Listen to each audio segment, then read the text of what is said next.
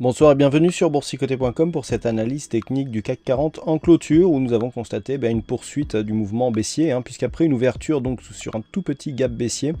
le CAC 40 est venu marquer ici un contact sur la zone de support qu'il fallait surveiller des 4377 points pour la transformer en résistance, puisque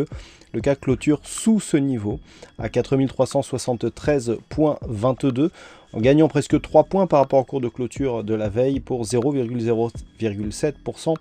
de gain. Malgré donc je dirais la clôture positive, ce que l'on retiendra, c'est l'inscription d'un nouveau plus bas significatif et le fait que cette zone ici, les 4377 points, s'est aujourd'hui interposée comme zone de résistance par rapport à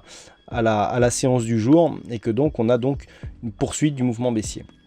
Quoi qu'il en soit, les cours, même s'ils baissent, ne sont pas encore en contact avec la bolle inférieure. Si on prend un petit peu d'écart par rapport à cette dynamique, depuis ici, le lendemain du Brexit, il n'y a plus eu de contact avec cette bolle inférieure, ce qui nous montre que nous sommes toujours potentiellement dans une dynamique plutôt haussière. Mais il s'en est fallu de peu, vous voyez que la bolle ici inférieure n'est pas loin, et nous avons tout de même marqué un point bas significatif par rapport à ce précédent point bas, qui avait donné d'ailleurs, qui avait confirmé la zone de support des 4377 points. Donc par rapport à cette séance,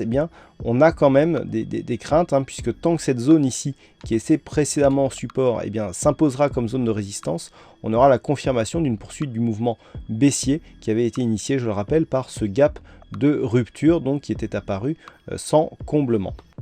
Du point de vue des indicateurs, nous avons une configuration qui est dans la même progression, avec ici un RSI qui continue à descendre, le stochastique qui est toujours baissier ici, avec donc l'indicateur qui est rentré dans la zone de survente, le MACD qui accompagne, et chose je dirais un petit peu nouvelle, alors nous avons une bougie qui est légèrement hésitante avec des volumes supérieurs à la moyenne. Alors par contre ils ne sont pas en hausse. Toutefois le fait que cette bougie ait été peu volatile et que l'on ait une augmentation de la moyenne, on voit bien ici la baisse de la volatilité et les volumes qui sont supérieurs à la moyenne, peut nous indiquer que nous sommes potentiellement sur une bougie de retournement. Toutefois, on est quand même sur un mouvement baissier, donc là on est un petit peu, je dirais, entre deux éventualités.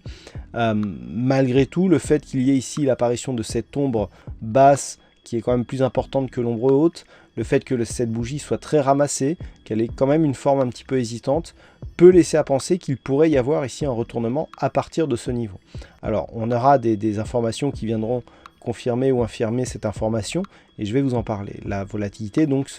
elle se trouve en baisse. Alors, par rapport à cette bougie et au signal de volume,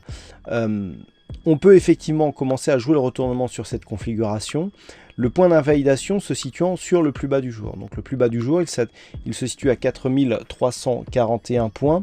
Tant que l'on ne repassera pas sous ce niveau, il n'y aura pas de confirmation et on aura potentiellement un retournement. Le retournement sera renforcé ici par cette zone technique des 4377, qui est quasiment le plus haut significatif de cette séance, puisque le plus haut se situe, lui, à 4381,54. On est à 4,5 points près, donc autant dire que c'est la même zone de résistance que nous avons là. Donc, tant que les cours ici se situent